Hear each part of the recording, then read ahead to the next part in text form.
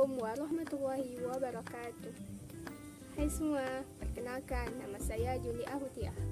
Saya sekolah di SMA Negeri 2 Singkep, kelas 12 IPS.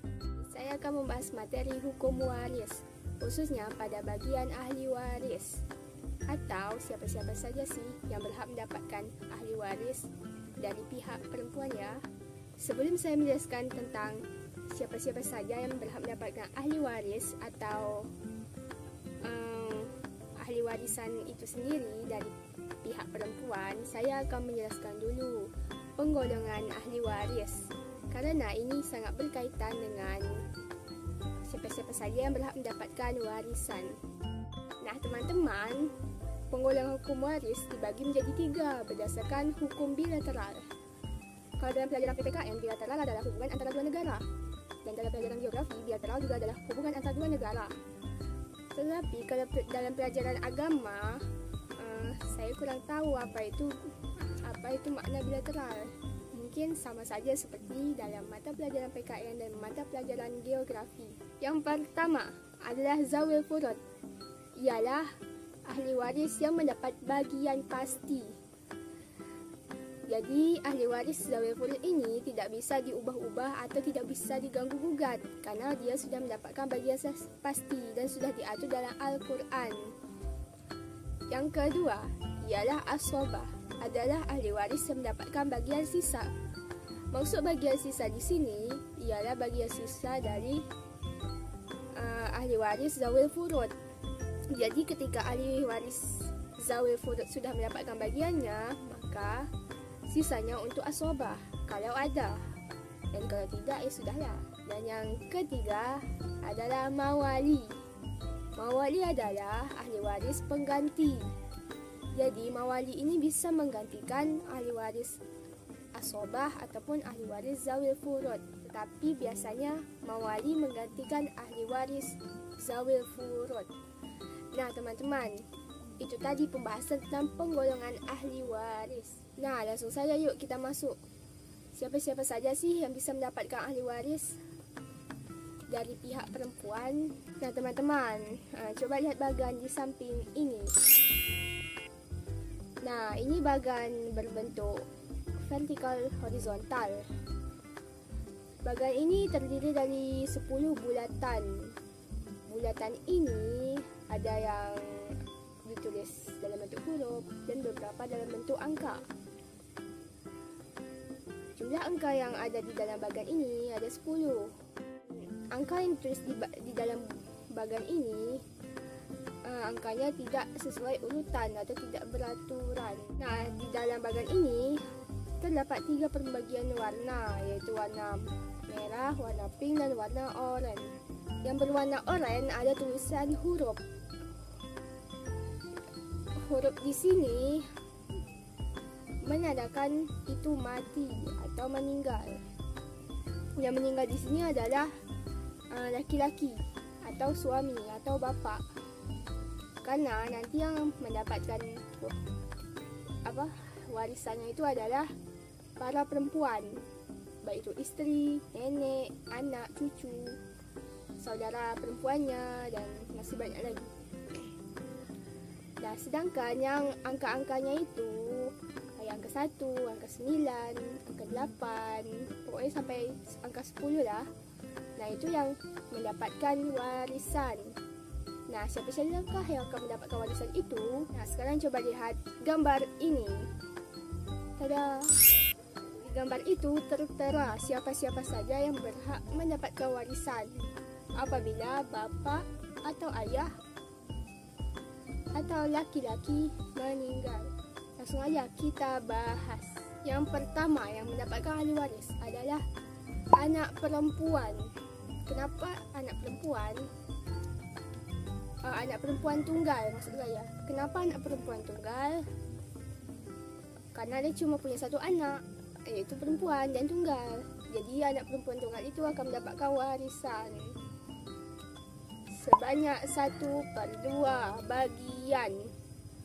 Yang kedua yang berhak mendapatkan warisan adalah cucu perempuan dari anak laki-laki dan seterusnya, cucu perempuan dari anak laki-laki ini juga mendapatkan 1/2 bagian. Oh ya, anak perempuan 1, cucu perempuan 2. Mereka mendapatkan 1/2 bagian.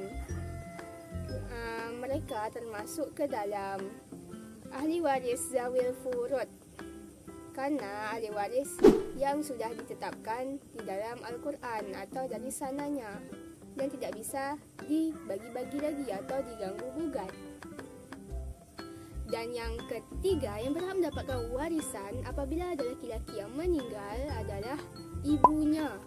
Ibunya si laki-laki mendapatkan 1/3 bagian. Dan yang keempat yang berhak mendapatkan warisan apabila ada laki-laki yang meninggal adalah nenek dari bapaknya atau ibu dari ayahnya. Intinya nenek dari bapaknya. Habis itu yang nenek dari bapaknya ini mendapatkan 1/6 bagian. Yang kelima adalah nenek dari ibunya.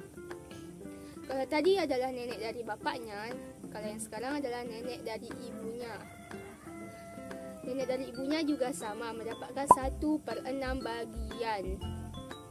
Berarti ibu dari ibunya, kalau masih ada. Yang keenam yang akan mendapatkan warisan adalah saudara perempuan sekandung. Nah, apabila laki-laki ini mempunyai saudara perempuan sekandung, maka saudara perempuan sekandung itu akan mendapatkan warisan banyak 1/2 bagian. Dan yang ketujuh yang mendapatkan warisan adalah saudara perempuan sebapak. Sama dengan saudara perempuan sekandung, saudara perempuan sebapak mendapatkan warisan sebesar 1/2 bagian. Dan yang ke-8 yang berhak mendapatkan warisan adalah saudara perempuan seibu.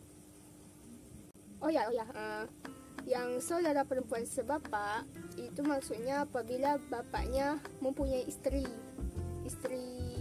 kedua atau ketiga atau keempat atau kelima. Intinya bapaknya itu menikah lagi dan bapaknya mempunyai anak perempuan dari isteri kedua. Berarti si laki-laki ini mempunyai adik tiri. Nah, adik tiri perempuannya itu berhak mendapatkan warisan atas hartanya. Begitu juga dengan saudara perempuan seibu. Apabila ibunya menikah lagi dan mempunyai anak perempuan, berarti itu dinamakan anak perempuan seibu atau adik tirinya. Di sini ditekankan bukan adik sambung ataupun kakak sambung, karena adik sambung atau kakak sambung itu tidak ada pertalian darah. Oh ya, nama lain zawil furud adalah pertalian darah. Ingat ya, nama lain zawil furud adalah ikatan pertalian darah. Saudara seperempuan seibu mendapatkan bagian sebanyak 1/6 bagian. Yang ke-9 yang berhak mendapatkan warisan dari si laki-laki ini adalah istrinya. Apabila ia menikah, istrinya mendapatkan sebanyak 1/4 bagian. Yang ke-10 yang berhak mendapatkan warisan adalah budak. Apabila laki-laki ini memerdekakan budak atau perempuan yang memerdekakan budak, maka si budak ini berhak mendapatkan warisan. Akan tetapi di zaman sekarang ini sudah tidak ada lagi, atau bisa dikatakan yang nomor 10 ini sudah expired atau bisa dihilangkan karena sudah tidak ada budak lagi. Nah, ternyata kebanyakan ahli waris pihak perempuan termasuk ahli waris zawil furud. Kenapa? Karena sudah ditetapkan di dalam Al-Quran, seperti anak perempuan, cucu perempuan. saudara seibu, saudara sekandung, dan masih banyak lagi. Nah teman-teman, apabila 10 ahli waris yang saya sebutkan tadi ada semua atau sehat semua, maka yang berhak mendapatkan warisan hanya 5 orang, yaitu nomor 1, 2, 3, 6, dan 9. Mengapa demikian? Karena di dalam hukum waris ada yang namanya hijab. Nah, apa sih hijab itu? Hijab di sini bukan yang menutup kepala bagi perempuan ya teman-teman, tetapi hijab di sini adalah penghalang. Jadi dalam hukum waris itu hijab itu artinya penghalang. Kenapa nomor 1, 2, 3, 6, dan 9 ini menjadi penghalang? Karena nomor 1, 2, 3, 6, dan 9 ini yang akan menafkahi nomor 4, 5, 7, 8, dan 10. Nah teman-teman, semoga paham dengan penjelasan saya kali ini. Mohon maaf bila ada salah kata. Kalau ada kekurangan, saya mohon maaf. Dan kalau ada kelebihan, tolong dikembalikan.